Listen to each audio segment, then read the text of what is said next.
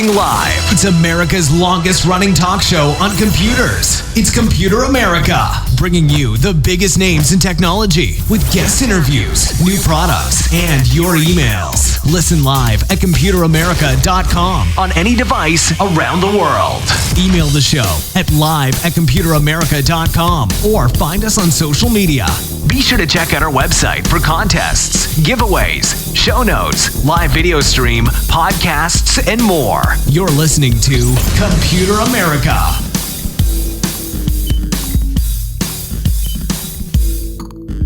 Hello and welcome into the Computer America Show. We are the nation's longest running, nationally syndicated radio talk show on computers and technology. Thank you for joining us. I'm your host, Ben Crossman, and everyone out there, thank you so much for tuning in. I hope that you're having a wonderful Friday, a wonderful day, and, hey, hopefully, it seems like in just about a week, we went from hopefully you're not burning up to hopefully you're not snowed in and getting all this crazy weather. So everyone, welcome into the program. Today, we have none other than Ralph Bond. He is our science and tech trends correspondent, waiting in the wings oh so patiently as we're going to get started here. If you haven't heard one of Ralph's segments, you are in for a treat. He's a longtime correspondent, worked with Intel, Autodesk, and of course, just been a longtime friend of the show, and he has metamorphosized into the science and tech trends correspondent, where these are stories that are really dedicated to, hey, maybe you haven't heard of a lot of them. We certainly tend to miss them here on our daily program. And, hey, they're very, very interesting in their own right. So we're going to get to those in just a moment. But before we do, computeramerica.com, that's where you'll find everything, including the show notes. It will have past shows, future shows. We will have the show up within half an hour, I promise, after today's live show on IRN. I will personally make sure that happens, where we're going to get up the show notes. You can follow along, find any links that we talk about. Of course, you can find the video portion. The video portion, you're going to be able to see myself and Ralph and the stories, articles, videos, everything like that. It's going to be a great time. And I'm trying to think if there's anything else. Normally I would take about this little chunk of time to say when, we'd have to, kind of take a little break. Although, hey, actually, now that I think about it, there is one. Now that I think about it, Columbus Day. I believe we are observing that. So next Monday, next show, we'll have a rerun. We'll have a best of Computer America. And then we'll be right back at it Tuesday to Friday next week. So just a little heads up. But with all that being said, why don't we go ahead, bring in our guest. And as I said before, hey, Ralph Bond, longtime correspondent, more accolades than I can even read off the top of my head. So let's just go ahead and bring him on. Ralph, how you doing? Welcome back on to Computer America. It's great to be back. And yeah, gosh, you guys have been burning up on the East Coast and out here on the West Coast, Northwest, anywhere. I'm up in Oregon. It's been cooler than usual. So go figure this weather stuff. It's crazy. Oh my! I have a friend that lives down in Dallas, and she said it went from like 110 last Sunday to about 62 today. It's a roller coaster.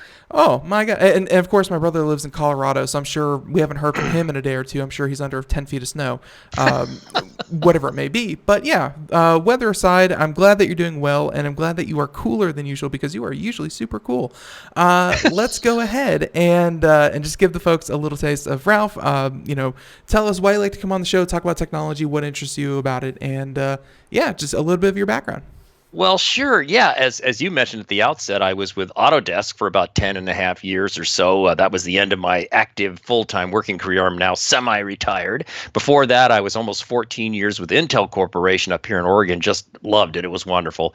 And then prior to that, a whole collection of agency and in-house jobs, worked for Rockwell Semiconductor and all this kind of good stuff. So I've been in the tech community, for, 35, 36 years, whatever it is. I've lost count now. And in semi-retirement now, what I like to do, which continues on with what I was doing with your show before I retired, is look for fun and interesting science and technology trend stories. Sometimes they're goofy and silly. Sometimes they're profound and interesting. And so that's what we've got today, a collection of kind of out there stories that maybe you haven't heard about. And I feel like they don't get the exposure they deserve sometimes. So that's what we do once a month with you. Absolutely, and definitely looking forward to it. I mean, last month we talked about everything from helicopters on Mars to, yes. actually, I think last month there was like a lot of Not bion. I keep wanting to say bionics. People with prosthetics and Yeah, things like yeah. that. Augmented Yeah. humans. Yes, that was definitely a huge topic last month, and of course will continue to be a huge topic as we go forward. Yes. I gotta say though that I am actually so unprepared for today's show.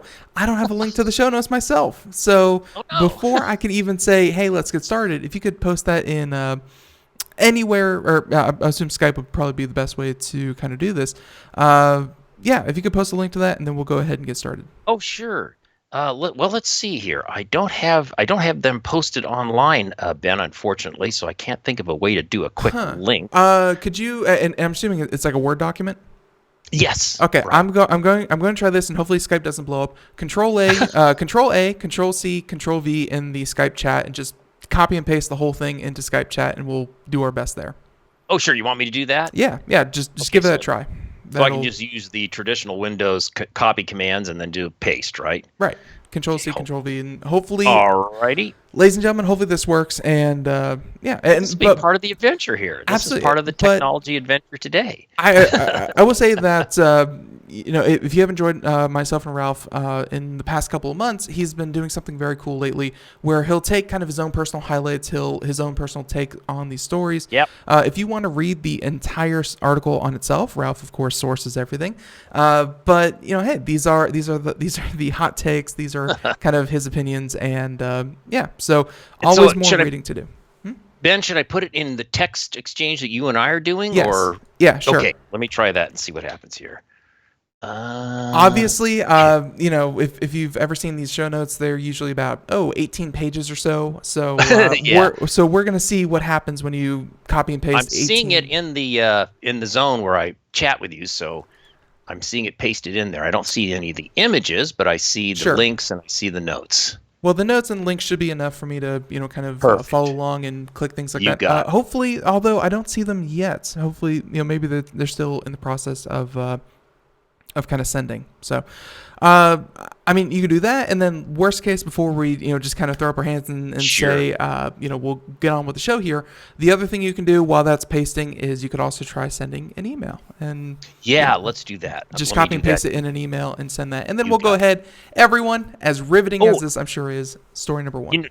You know what, Ben? By the Mhm. way, yesterday I sent the email to you and to Craig. So if you check your email from yesterday, it should be there, All right, I will have to. and I can resend also. Yeah, So yeah. Please go ahead and do that. let's do a Clearly, resend professionals, here. live radio. It's That's okay. And while we're waiting, have you seen the new Batwoman show on CW Network? Wonder if you. Yeah, not only have I not seen it, I haven't even heard about it. Man, I am so out of the loop. Well, and I'm trying to think back to all of my cartoon and all of my superhero lore. I don't remember a Batwoman. Batgirl. Like, did they change Batgirl Yeah, there to was Batwoman? Batgirl, right? This, I think, what they're trying to do. I think, based on what you're saying too, because I had the same feeling when I watched it last night. The pilot for the new season or the brand new show. Yeah. I think they're trying to do a spin. And I think it's kind of a new approach to this, and it's pretty interesting premise. And I don't want to give away any story details here, but the production quality looks really good. It's kind of cool, and it's kind of an interesting twist on the whole Batman genre, shall we say? Yeah, and of course there have been. I just googled the whole Batwoman thing, and I tried to kind of I don't put all the faith in reviews, but unfortunately, when you have a show like this, and I think they were doing this with I think like a new Thor movie, they were going to gender bend Thor as well. Yes, But right. yeah. But whenever you have something like Batwoman as opposed to Batman, most of the articles and most of the reviews and things like that are center around kind of the social controversy more than the quality of the episode. Yeah. Which is unfortunate. It's an interesting story. She's supposedly the cousin of Bruce Wayne, and comes back into the world of Gotham, and you just have to see it. It looks Let's see what you interesting. think. It looks interesting, and Yeah. there's always this, and of course, TV shows like The Flash and Arrow Yeah. and stuff like that. They always do surprisingly well on television. I mean, they've been a mainstay of the CW and their Well, they lineup. get a good following. You get a good audience following, and it just Yeah, takes off from there. And then, of course, the replay online streaming services, Hulu, et cetera, and on and on and on. Right. It gets a life of its own. Did those notes make it to you there, Ben? Unfortunately, they didn't. So I think with that being said, we're just going to go ahead and just move on forward, and we'll start with story number 1, and we'll do our thing. Sure, no worries. We'll do word pictures here, and we'll get the show notes, folks, posted up on the Computer America website for you. So after the fact, if you want to go back and check things out, no worries. So the first story comes from Extreme Tech, a story by Bill Howard. The headline just caught me right away. Nissan develops a self-steering golf ball for stress-free, perfect putts. Now, right off the top, it's kind of quirky and funny. And it seems trivial and silly because basically it's using technology to cheat at golf. And when you get the show notes, you'll see a link to a video where it shows a little 4-year-old boy on a putting green, and he just smacks the ball, and it just magically goes right into the hole after about 20 or 30 feet. So on the surface, silly, but bear with me because I'm going to offer some suggestions, and Ben, it'd be interesting, Ben, to see what you think too about serious possibilities of this technology, because it's a hybrid thing that we're going to find out. So again, Nissan develops self-steering golf ball for stress-free perfect putts. And let me get down here and get my notes. There we go. So Nissan is finding new uses for its Skyline ProPilot 2.0 assist self-driving technology used in the Infiniti Q50 car in the United States. So this is what they're doing, is they're saying, well, we've developed all this, driving assist technology. We're all so familiar with it today, right? Where you have cameras in the windscreen, and it's looking down the road, and it's working with a computer and helping you stay in the lane, or warning you about blind spot things or cars coming up on your left or right, all that good stuff. We're so familiar with, right? Right. So what they're saying is, what else could we do with this? We've developed this technology. Are there other things we could do with it? So in this case, they do something kind of stunt and silly, but again, I think with profound possibilities. So Nissan Infiniti used the Skyline ProPilot technology to develop a ProPilot golf ball with self-guiding technology system embedded. On the green, you putt the ball more or less in the direction of the hole, and it finds its way, right? So it's kind of comical. And I think you've got the video going on right now, which is cool. The intelligent golf ball also makes use of a camera. Now, here's where the hybrid part comes in, okay? So go with this. The intelligent golf ball also makes use of a camera in a drone overhead that tracks the ball's progress and issues corrections to an internal motor that can change the ball's path of progress. So you see what's going on? Of course, it's ridiculous. Who's going to go into a golf game and have a drone overhead? Because your playmates are going to go, wait a minute, you're grossly cheating here. This is ridiculous, right? So, but stay with me for a second on this. So similar to the Skyline's ProPilot 2.0 advanced technology, the ProPilot golf ball supports golfers by following a predefined route to its goal. Now, my little comment in my show notes, goofy stunt, or does this have other more serious applications? Ding, ding, ding. Yes, I think it does. Let's imagine a disaster situation, or any number of possibilities where you might have a drone dropping a small object like a ball that has an internal motor, right, and directing it to deliver medications, maybe to someone who's hurt in a disaster area. I don't know. You can begin to just think to yourself, wow, what could you do with this combination of something that's on the ground that's managed by a drone and symbiotically relationship and guiding it into areas? So forget golf. That's silly because it's ridiculous cheating. But think about what it could do in other areas. And I think the idea of all the auto manufacturers thinking about this amazing technology they've developed for assisted driving and lift that technology up, and where else could it work? And I thought this was why I thought this story was worthy of talking about, not for the golf, but for the possibilities. and of course, I've noticed this over the past couple of months that our immediate response to high technology is, how can this help people in danger, in disaster, in recovery efforts? How can this help people in need? And as great as that is, I decided to expand my brain just a little bit and try to think of one that doesn't help people in need, because why not?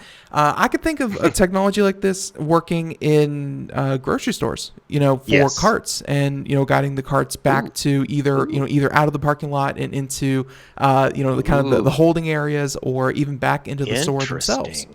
Oh, that's interesting. Yeah, you could have a little fleet of drones that would rotate because they'd have to recharge. So flying over a large shopping area, right? Bringing carts back. Yeah. Well, the reason I was kind of thinking of a parking lot was because you have, floodlights, throughout the entire thing. If you just mounted the, whatever you put on a drone, you can put on top of a floodlight. Oh, of course. And then you just have the carts, like any cart within the parking lot would be able to navigate themselves. That's brilliant. Yeah, that's a great example of taking that kind of mindset and applying it. And in this case, you're right, with all the poles with the lights and so forth, why not repurpose them and have that additional technology? Because what's interesting? Golf carts, or not golf carts, grocery store carts, your little Target carts or your grocery store, whatever, buggies, they're if you will. Incredibly valuable. They're valuable. I've never had to buy one. I always steal them. Oh, they're if you do a little Googling on this, I think they average well over $1,000 each. Really? It's amazing. The metal ones particularly. That's why a lot of companies have gone to No wonder I've never seen a new one, because they get run into the ground. They get run into the ground, but my point is not only to return them to their collection area that you suggested, but tracking them for theft, right? Because of course people are walking away with these carts and sometimes turning them into their little mobile homes, if you catch my drift. But this would be a great way to use that technology for that too. No, and of course, even beyond something like a buggy, or and by the way, this the video that we showed on the video portion definitely did remind me of that scene from Caddyshack. When the exact same thing happened there. But yeah, I mean. Taking it back to Nissan's obvious first use case, which is cars, you can see how this is kind of a way for people to imagine if they could do this with a golf ball, and something the size of a golf ball with the size of a hole. Think about what they could do with cars in, let's say, parking garages, where you could just park your car, and your car could then go take itself to a parking garage. Exactly.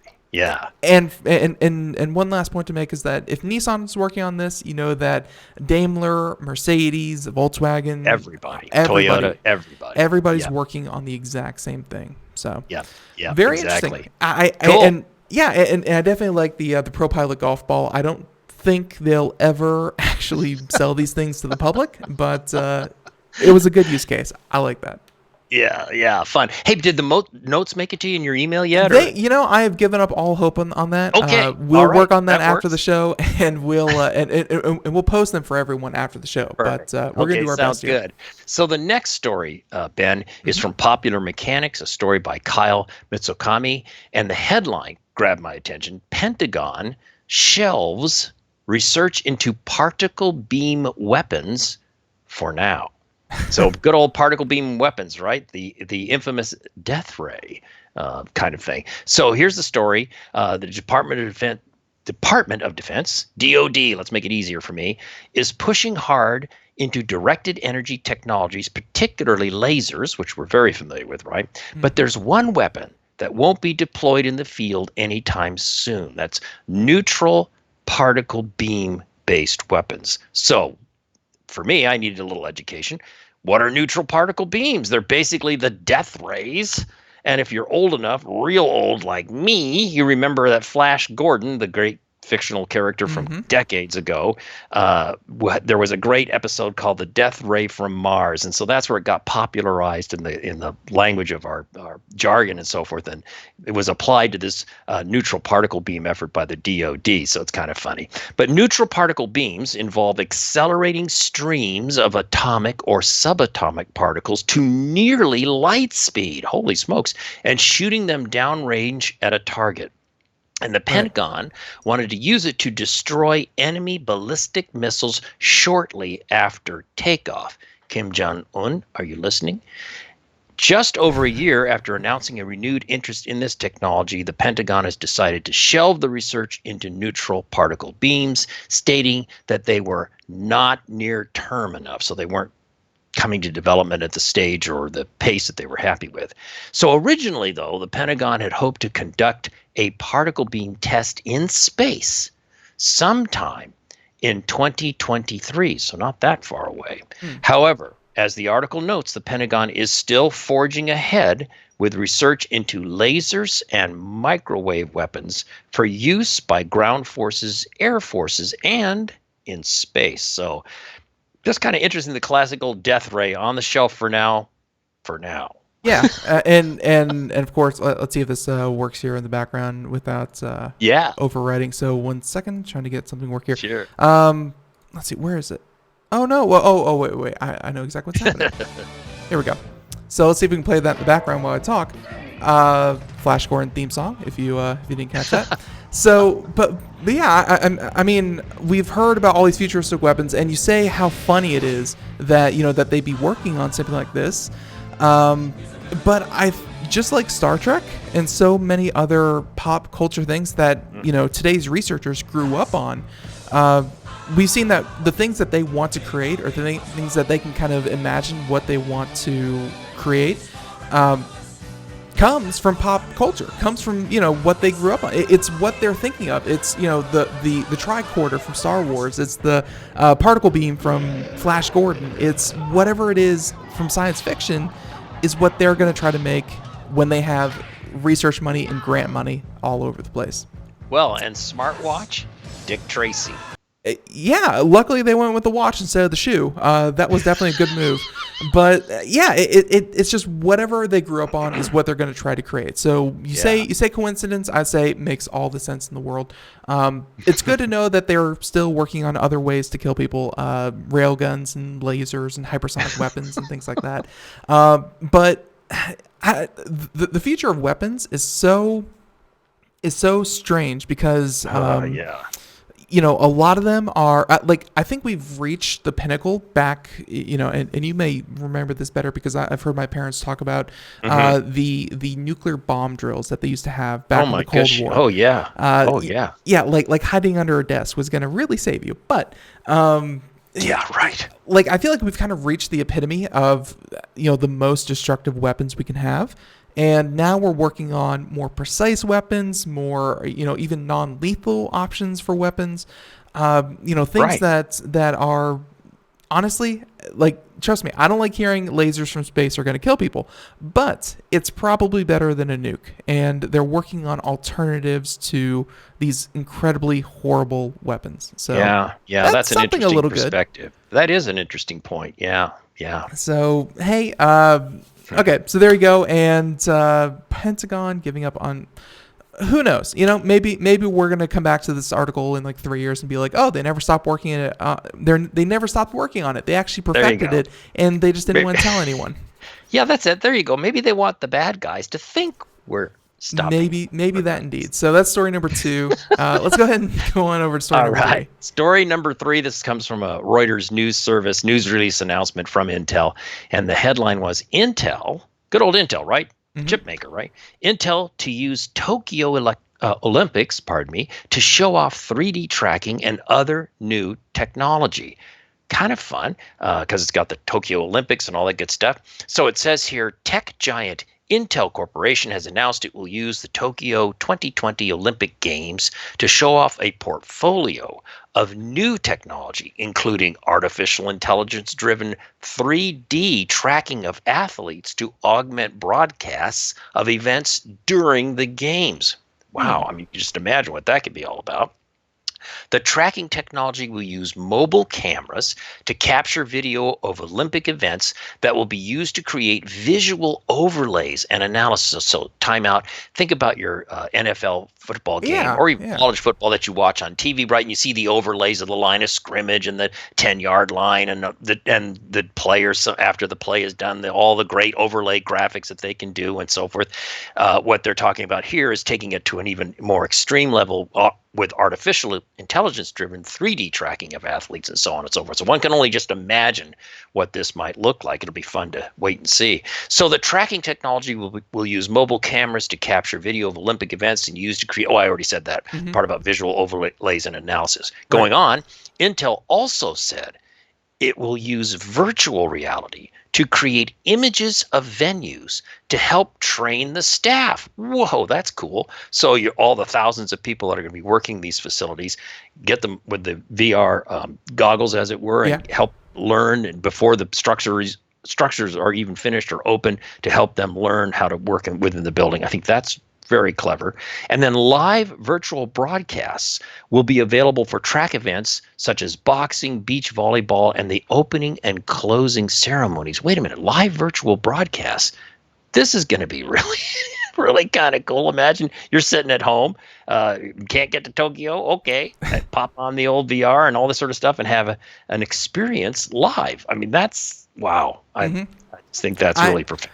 I've definitely had that conversation before, where you can set up these cameras, you can set up these experiences, and let's say courtside at an NBA game, you can only have so many courtside seats.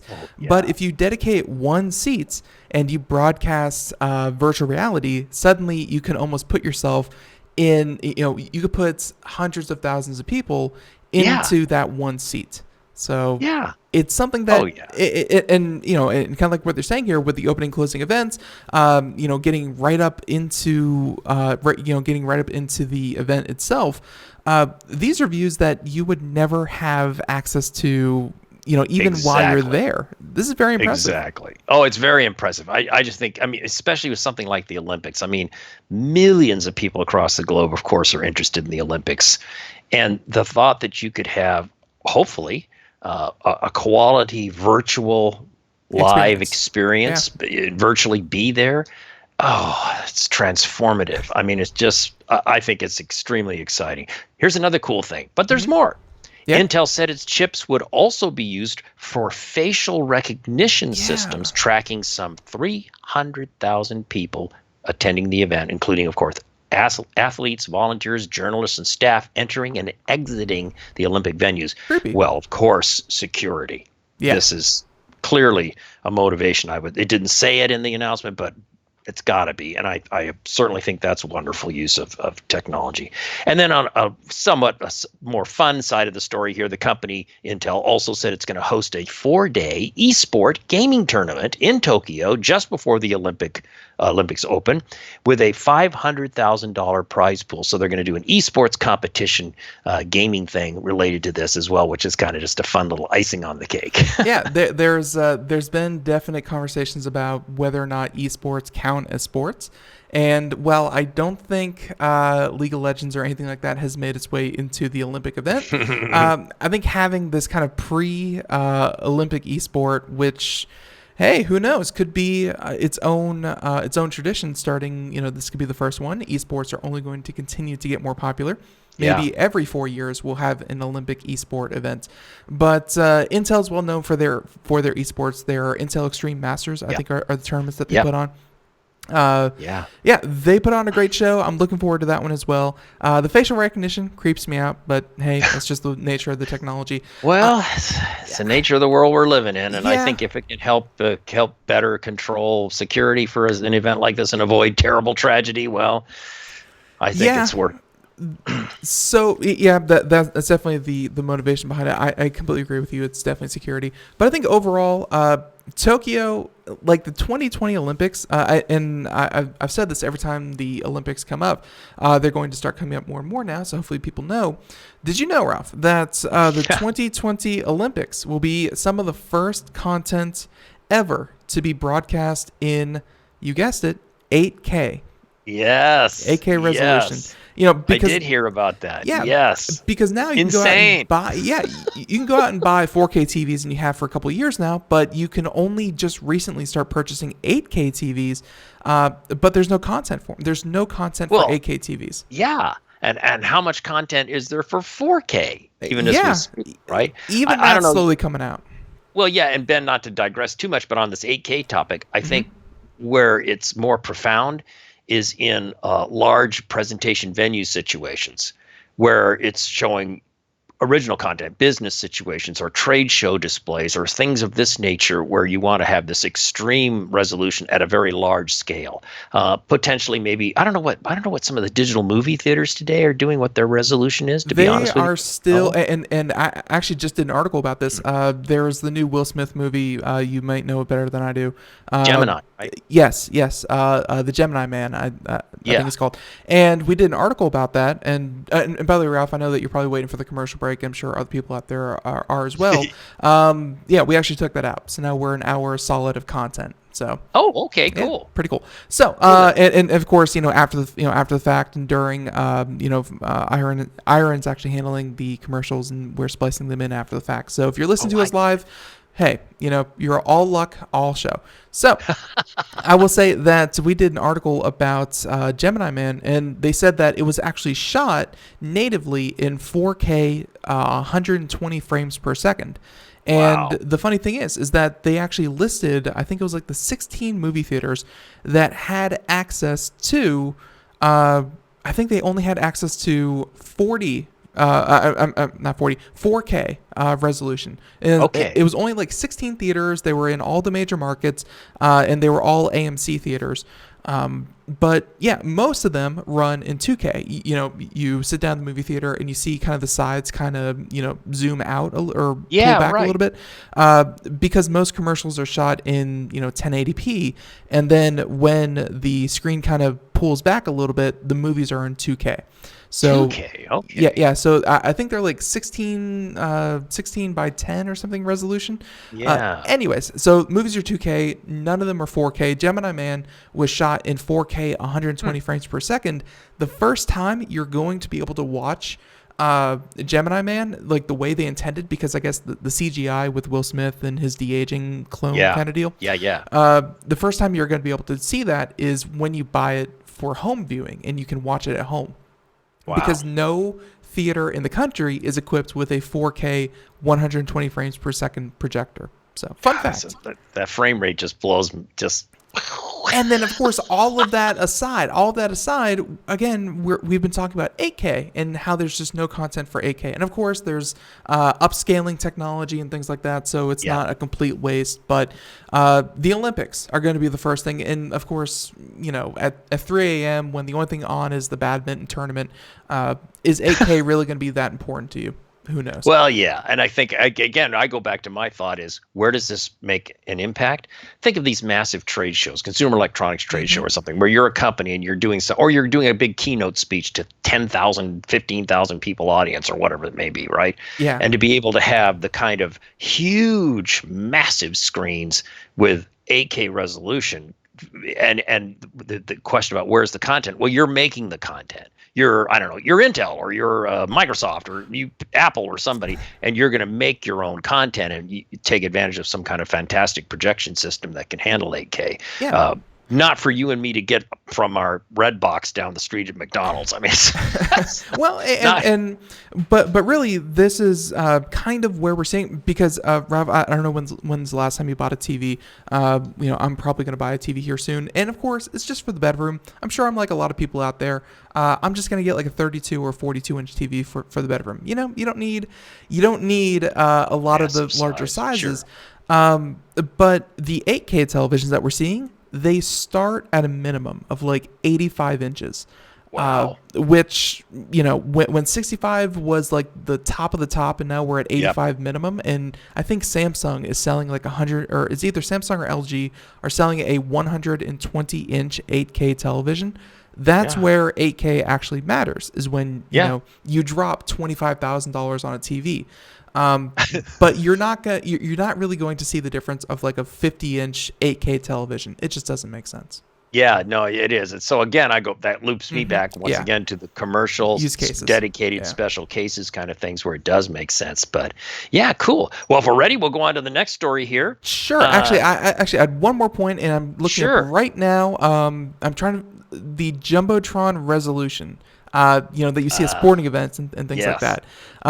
Which actually does not even matter because it's such old technology. It says that it uses VHS resolution, 240 by 192 pixels. So it doesn't even matter. But yeah, those large event displays, you're absolutely right. Okay, story number 3, story number 4, go for it. Here we go. Story number 4 from CNET, story by Sean Keane. Headline: You might be try that again. You might be talking to robots at McDonald's drive-thrus soon. I did this story, and oh, you did. Okay. I loved it so much. I'm willing to talk about it again. It was just a quick article, but this story and I guess another story that I'm going to rope in here after you do this, McDonald's is going to be spooky advanced. But go ahead. Yeah, it is interesting, and of course, it goes almost without saying, I have mixed feelings. On one hand, the number of people who really need work could lose jobs. The people at the lower end of our economic scale that work in places like McDonald's, if they get ousted because of technology. On the other hand, the technology is fascinating, so it's like I'm torn inside myself about this. But here's the story. McDonald's recently took a step toward automating how it handles your order when it acquired artificial intelligence company called Apprente. That's Apprente, Apprente. The Silicon Valley-based startup was founded in 2017 to create voice-based platforms for complex, multilingual, multi-accent, and multi-item conversational ordering. Wow, that's what this startup was dedicated to that McDonald's acquired. So which McDonald's plans to incorporate in its drive-thrus initially. The system has already been tested at a few restaurants. So this is happening now, as you probably already know since you were familiar with the story. McDonald's said it hopes to add the technology to its mobile ordering and kiosks later. Now, on a related note, the article mentioned the fast food giant previously acquired a company called Dynamic Yield, a machine learning company whose decision logic technology subtly tweaks menu displays based on outside factors such as time of day, weather, and traffic, as well as suggesting extra stuff for you to add to your order. So McDonald's, to your point, is aggressively going after this. Once again, I'm torn down the middle. People will lose their jobs, but the technology is fascinating. So. Well, yeah, that very last part was the other story I was going to was going to bring up, was that they are working with this artificial intelligence thing that can say that for the morning commute, they're going to promote things like their breakfast menu, but also things like coffee. But if the AI that they're training is that if the local weather is cloudy, overcast, drizzling, rain, snow, whatever, cold, they will promote hot coffee beverages. And then if it's warm, if it's like 80, 90 degrees, it's sunny out, they're going to promote on the menu iced coffee beverages. Sure, it's little things like that you would never kind of waste someone's time to kind of go out to the menu and try to rearrange the menu real quick, depending on if there are clouds or not. But it's those kinds of tweaks, and even on top of that, I heard that they were thinking about adding even more information, including either facial recognition. Yes, McDonald's will be tracking you, or license plate recognition, where if the car comes up and they know they kind of know your general order. Say if Ben goes to McDonald's for breakfast, he orders 2 sausage burritos or whatever the heck the little things are. They'll use other machine learning to kind of say, well, people who ordered this also like to order this. They'll tailor menus to a car by car, person by person, day by day basis, and that will increase their sales. I don't know by how much, and I don't know how effective, but it will change the purchasing habits of the people who work inside. And then, of course, like you said, with the whole first part of the article is that it's all going to be automated. You're going to say it, and the computer's going to take the order, and there's just going to be people in back cooking up your order as fast as they can. There's no more middleman. They're taking one more person out of the equation, which hey, like you said, job loss. But hopefully that leads to efficiency and overall. McDonald's, if you were thinking they were going to go away because of the health craze and McDonald's not being healthy, no. Thanks to the tech craze, I think McDonald's is going to be in a really, really powerful position. Well, yeah, and you talk about not going away because of the health craze. As you know, Ben, I'm sure you're very aware of this. One of the hottest things going on in the fast food business is branching into plant-based burger alternatives, Impossible Burger, and all this sort of stuff. This is a huge thing that's going on right now. Oh yeah, I had an Impossible Burger, and I was shocked At Burger King? because it tasted like as close to meat as I mean, it wasn't exactly the same, but it was so close.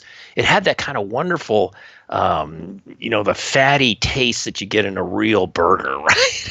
I don't know how they do it. Did you have it at Burger King, or did you have it at home? No, it was a patty that was purchased by my daughter-in-law, I think, and we tried it out, and I was just blown away. You can buy those here at like Whole Foods or Walmart or something like that. Yeah, that's it. It was Whole Foods. And I just cooked some like last week. The Beyond Burger, I think. Beyond Burger, yeah. Also, maybe I had a Beyond Burger. Yeah. What did you think? The Beyond Burgers are the ones in stores. The Impossible Whopper is the one that Burger King and other companies are going to start coming out here with soon. Yeah, so I must have had Beyond Burger because it did come from. We actually have, hey, if anyone out there is interested, we actually have a review with photos up on our website, up on Computer America. And I even have like a little video of me feeding it to my dog, and she gobbled it down. It's nothing meat based, and the dog still just wolfed it down. So wait a minute, I gotta ask, did you feed it to the dog first, like a test, or you ate it? Let's see, 20 minutes, the dog is not dead. All right, let's go ahead and have dinner. No, I did not do that. I always give the last bite of food to the dogs, but I ate it. I'm very much in the vein with you. It's not the best burger I've ever had. Trust me, you can mix pork and veal and beef, and you can make an artisan burger that will just blow anything from Beyond Burger out of the water. But when I ate it, I said, this tastes just like a McDonald's, Arby's, Burger King, or not Arby's, but Hardee's, any of those fast food joints. It is on par with those burgers, and the price is still coming down a little bit. I think it's like $1 more expensive, but if I can eat something that tastes just like what I'm used to, or close enough to what I'm used to, close enough, right? It doesn't kill a cow or have to, have a cow grow somewhere just to be killed. I'm like, I'll pay the buck. I'll deal with the slight taste change. This is a better option than a traditional burger. Well, yeah, and again, the fast food outfits are not blind to this. They're getting on board, and it's not a question of getting rid of the animal-based products. If it's all about choice. Yeah, I think that'll always.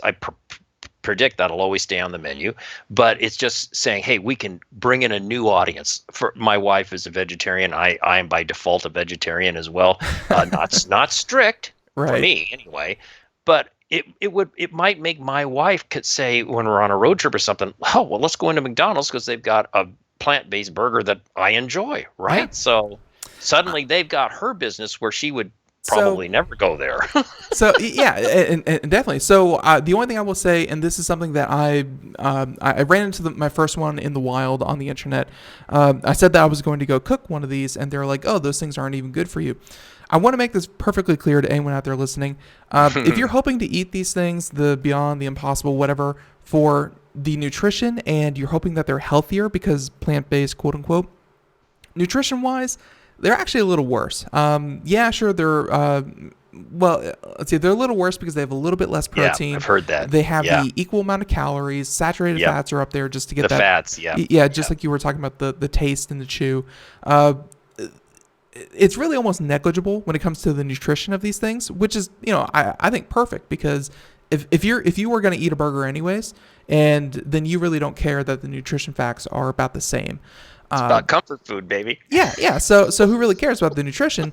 The place where these plant-based burgers really shine is their sustainability. The fact that they don't cost as much, to the environment to actually produce, like you Right, said. exactly. So, No, that's exactly right. Yeah. Well, it is fun to think about, but hey, well, we'll move on to the next story sure, here, go story for number it. 5. And once again, talking about the show notes, which we'll have up on the website after today's show for you to Mm-hmm. check out. I always put together 10, 12, 13 stories, whatever it is, and we never get through them all. But Of that's course. okay, because you can come back and check them out, and sort of like additional reading assignment if you want to engage at your convenience. So I the don't like the next way you said that, Ralph. Additional reading assignment. Let's say bonus, not homework. bonus, Bonus. that's it. It's a Yes, bonus that's it. story. It's It's a not. good thing. How about extra credit? All right, go ahead. Next story. So, story number 5 from Engadget, a story by Amrita Khalid, and the headline is sort of fun: "Flying fish drone actually explodes out of the water." So, of course, that headline, I got to find out about this. So, here's the scoop. And of course, most of the time when we say drones, we typically think of things in the air, right? The Of course. multi-prop drones. So we're not talking about that here. Here's a story. The Aerial Robotics Lab team at the Imperial College in London has built a concept for a multimodal swimming robot it calls Aqua Mav, M-A-V, that can jump out of the water. There's more to it than that. The Aquamav drone combines combustible power and water in order to propel itself. Now, the drone contains calcium carbide powder. When mixed with water, the drone creates acetylene gas, which then gets funneled into a combustion chamber along with air and water. When ignited, the mixture then explodes, forcing the water out of the combustion chamber, and propelling the drone into the air from, underwater up and out into the air. The Aquamav can fly up to 85 feet in the air, and it creates so much force it can even propel itself out of choppy waters.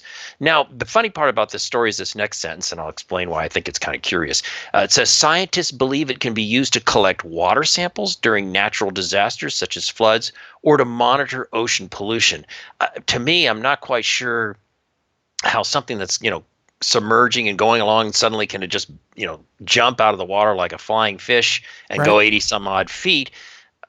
What that has to do with collecting water samples and natural disasters and monitoring ocean pollution. I'm sorry, I have to say, to me, it seems more like a possible weapon thing of some kind. I don't know. I don't want to go into the dark side of this deal, but you be the judge of that for yourselves. Well, yeah, But it was and kind of a quirky, fun drone story. yeah, it's so, Oh, I see you got the video. Yeah. So for those who watching the video, we have the video playing right here, saying that the robot could collect water samples in tricky environments. I guess that. Okay, fair enough. Yeah. So I guess that leaves, what is the definition of tricky? Is that something that is covered or littered with debris and things like that?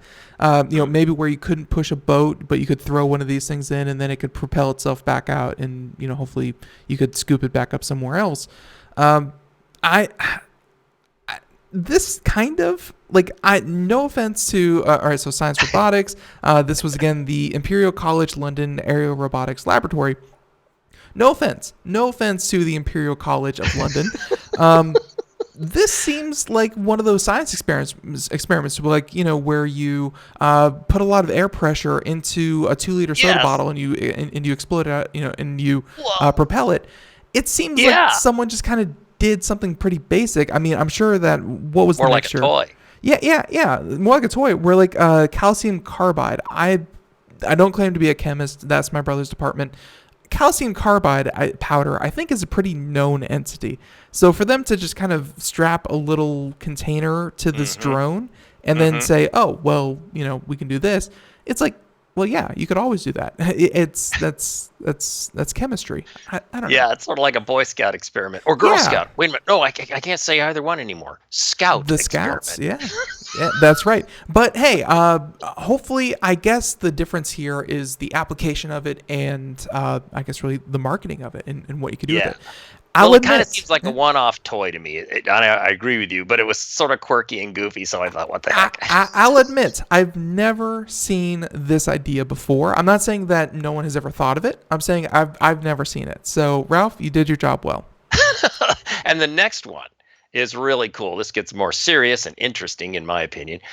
Comes from Science Daily. There's no attribution to the author, so it must be a team-written piece. But the headline was really cool. First ever successful mind-controlled robotic arm without brain implants. Okay. So to date, right, so-called mind-controlled prosthetics and so forth, the patient has had to have some kind of implant actually within the skull to read brain waves and so forth, as you may know. So they're saying first ever successful mind-controlled robotic arm without brain implants. So pretty cool. And again, Science Daily is the source. And here's the story. A team of researchers from Carnegie Mellon University and the University of Minnesota has made a breakthrough in the field of non-invasive robotic device control. Using a non-invasive, so invasive refers to the implants we were talking about before, right? Yeah. So using a non-invasive computer a brain interface, researchers have developed the first ever successful mind-controlled robotic arm exhibiting the ability to continuously track and follow a computer sensor. So the patient is, thinking about the movement of the cursor, and the robotic arm is mirroring it. That's what they're talking about. Right. So being able to non-invasively control robotic devices using only thoughts will have broad applications. Well, no duh. For example, benefiting the lives of paralyzed patients and those with movement disorders, but most important of all, without the need for the surgical implants. One hopes this is where we're headed. How it works: using novel sensing and machine learning techniques, the team has been able to access signals deep within the brain, achieving a high resolution of control over a robotic arm. You think the movement, the arm follows along, as I said earlier.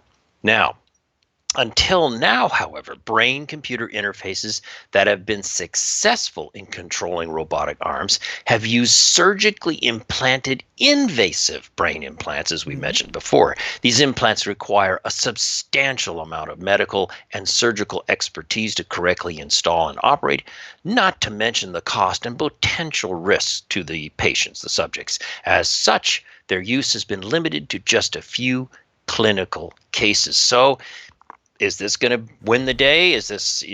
I think the initial results look extremely promising, and can you just imagine if they can make this work and make it commercially viable and get it out there? What a giant leap forward this could be in prosthetics. So pretty cool. So yeah, and a couple points here. I'm trying to think if you can recall, Ralph, off the top of your head.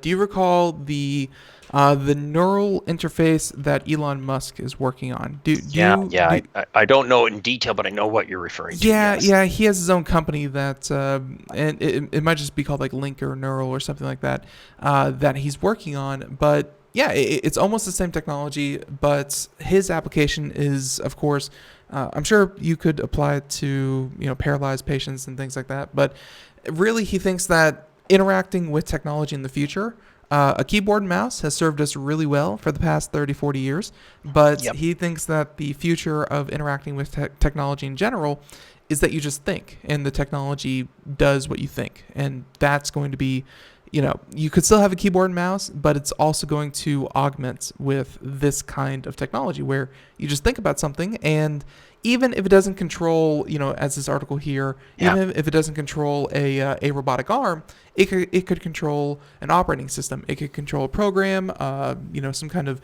drone or something like that. There's a lot of research going into this, not just from the medical side, but also just from the, business side. Yeah. So Yeah. Oh, yeah. Really fun. I mean, there's so many things. Imagine what gaming on a personal computer could be like if you had this thinking capability I can no added into the longer equation. blame it on my keyboard or mouse running out of battery. Now it's just my stupid brain is just horrible at it. I have no more excuses. I will say though that before we move on to the next story, I wanted Yeah. to, and this is going to make sense here, bridge the story. And this story just came out about a week ago, and we did it on the show here. It actually has to deal with Intel as well.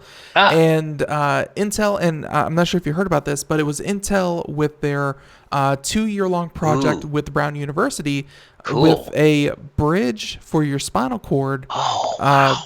Where if you have like a break in your spine, or if you have any kind of like nerve damage or things like that, this bridge could then, bridge the gap for it.